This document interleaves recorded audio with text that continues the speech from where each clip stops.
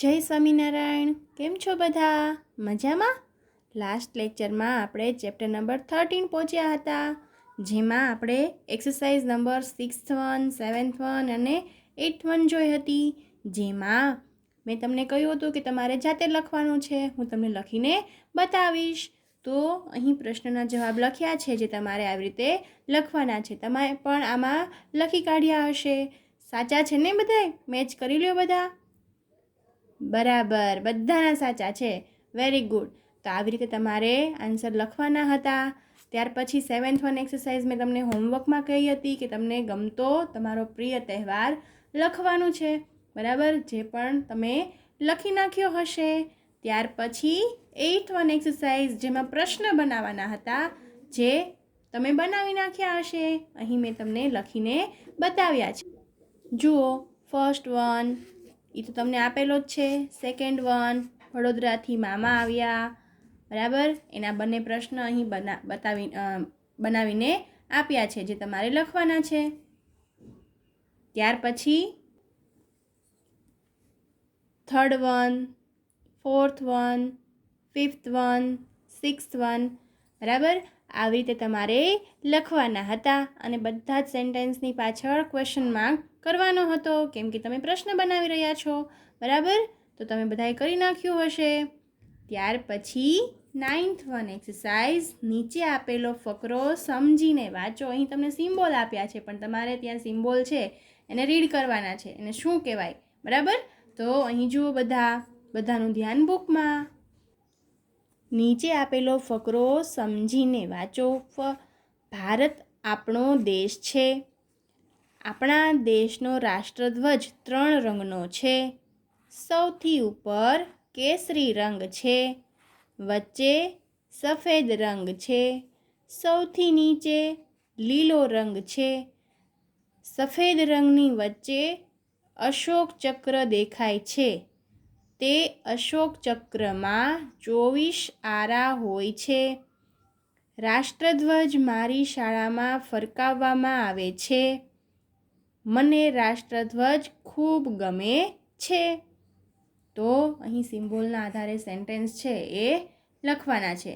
હવે ત્યાર પછીની એક્સરસાઇઝ, ઉપરના ફકરાને આધારે 5-6 વાક્ય લખો. અહીં આના આધારે તમારે તમને મનગમતા 5 થી 6 સેન્ટેન્સ અહીં લખવાના છે, જે હોમવર્કમાં છે. સરસ મજાના અક્ષરે તમારે લખવાનું છે આપણા રાષ્ટ્રધ્વજ વિશે.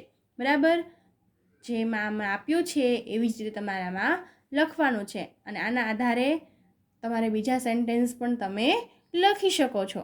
બરાબર, ત્યાર પછીની એક્સરસાઇઝ 11th 1, નીચે આપેલા વાક્યોમાં રંગીન અક્ષરે આપેલા શબ્દો જેવા બીજા 3 શબ્દો લખો.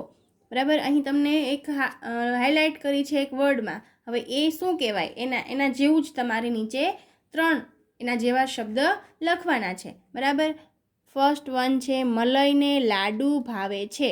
તો લાડુ છે એ શું છે? તો મીઠાઈ છે. બરાબર, તો મીઠાઈ બીજી કઈ કઈ હોય લાડુ સિવાય?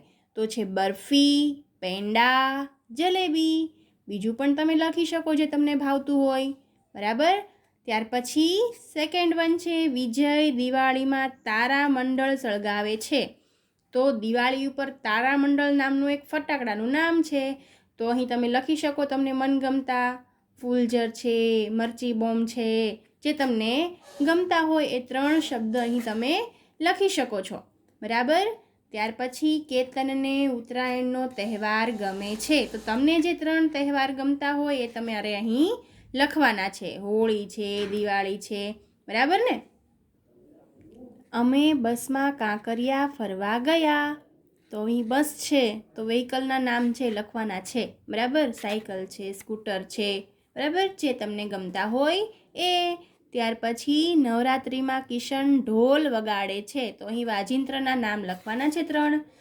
ત્યાર પછી મને દાદાજીની વાર્તા ગમે છે. તો અહીં દાદાજી છે તો રિલેશનશિપ આવ્યું.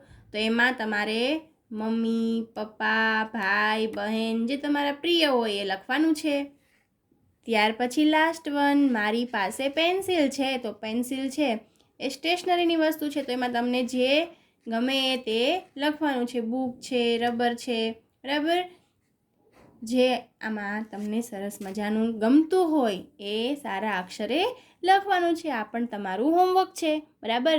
નેક્સ્ટ પીરિયડમાં હું ચેક કરીશ તમે લખ્યું છે કે કેમ. હવે તમારે એક પ્રવૃત્તિ પણ કરવાની છે.